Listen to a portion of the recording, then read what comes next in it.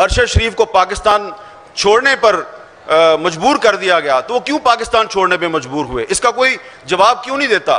وہ حکمران جو دعویٰ کرتے ہیں کہ وہ عمران خان کے دور میں میڈیا پر بڑی پابندی تھی، عمران خان کے دور میں پاکستان جو ہے اس کو بڑے مسائل کا سامنا تھا، اب تو میڈیا آزاد ہو گیا ہے، تو بتائیں کہ منظور پشتین جو ہے وہ میرے پروگرام میں کیوں نہیں آ سکتا؟ میں نے کئی دفعہ کہا کہ میں اس کو بلانا چاہتا ہوں، نہیں بلاتے۔ اس طرح اور بھی کچھ لوگ ہیں۔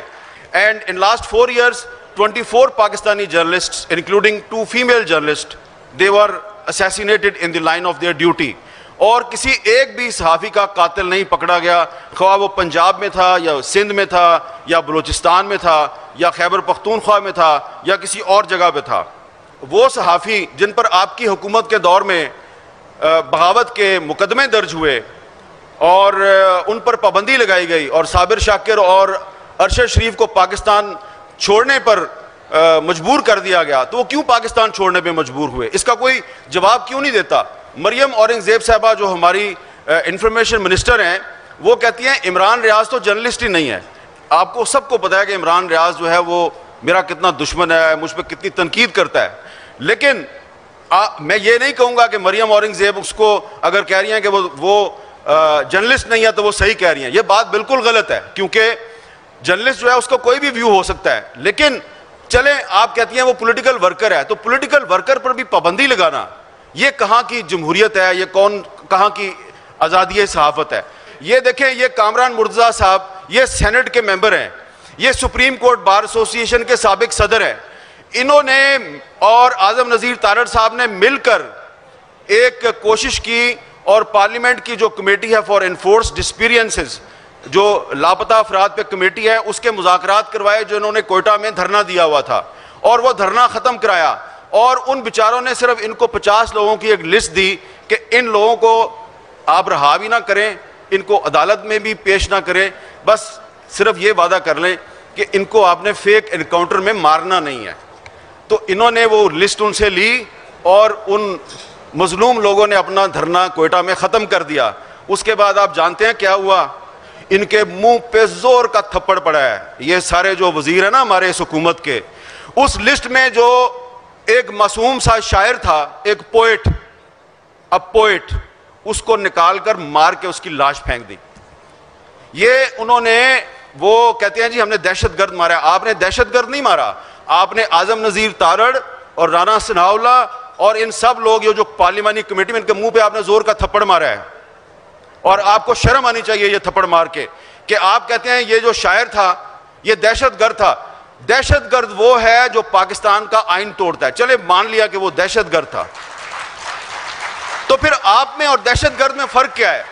دہشت گرد بھی پاکستان کا قانون توڑتا ہے، آپ بھی پاکستان کا قانون توڑتے ہیں۔ یہ بات ہم پاکستان کے میڈیا پہ نہیں کہہ سکتے۔ اگر کوئی یہ سمجھتا ہے کہ پاکستان کے حالات بہتر ہو رہے ہیں وہ ایمکو کی جنت میں رہتا ہے، بلکہ میں آج آپ کو ایک اور بات کہنا چاہتا ہوں، بڑی ذمہ داری کے ساتھ بات کر رہا ہوں، کہ اگر کوئی یہ سمجھتا ہے کہ پاکستان کے حالات جو ہیں وہ بہتری کی طرف جا رہے ہیں اور اب دنیا جو ہے اس کے حالات بھی بدل گئے ہیں اور اب تو پاکستان میں مارشل لا نہیں لگ سکتا، میں سمجھتا ہوں کہ اگر آپ نے پاکستان میں دوبارہ ایسے حالات پیدا کیے سیاسی جماعتوں نے یا کسی اور نے اور مارشل لا لگ گیا تو اس سے پاکستان کو نقصان ہوگا۔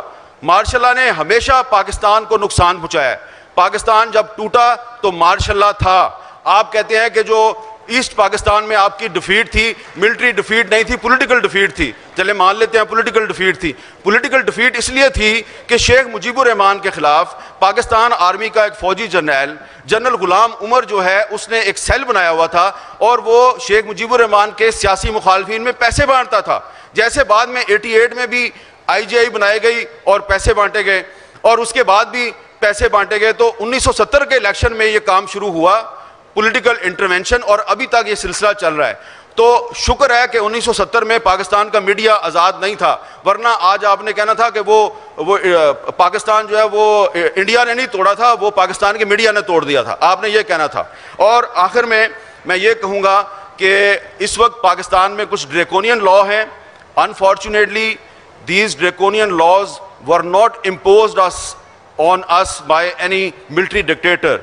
These draconian laws were imposed on us by democratic governments, जैसा कि 2016 में जो मुस्लिम लीग नून की हुकूमत थी उसने पीका का कानून हम पे इम्पोज किया और वो पीका का कानून आज उन पे इस्तेमाल किया जा रहा है। इसी तरह ये जो पिछली इमरान खान की हुकूमत थी इसने पीका ऑर्डिनेंस जारी किया और आज जब FIA किसी सहाफ़ी को और सियासतदान को गिरफ्तार करती है तो उस पर वही पीका कानून की सेक्शन 20 लगाती है। तो ये सारे कानून जो है ये ख़त्म होनी चाहिए, इनके खिलाफ यहाँ पे एक करारदाद मंजूर होनी चाहिए और उस करारदाद में ये मुतालबा किया जाना चाहिए कि जो पाकिस्तान की इलेक्टेड पार्लियामेंट है, ये पार्लियामेंट पाकिस्तान के आइन और कानून के तहफ़्फ़ुज़ के लिए कोई किरदार अदा करे, सिर्फ नौकरी ना करे, हाथ बांध के खड़ी है और जी सर किए जा रही है। और जुडिशरी भी जो है उसको भी खड़ा होने की ज़रूरत है। इतनी डिवाइडेड जुडिशरी पाकिस्तान की हिस्ट्री में हमने कभी नहीं देखी। तो जब पार्लियामेंट मजबूत नहीं होगी, जुडिशरी डिवाइडेड होगी,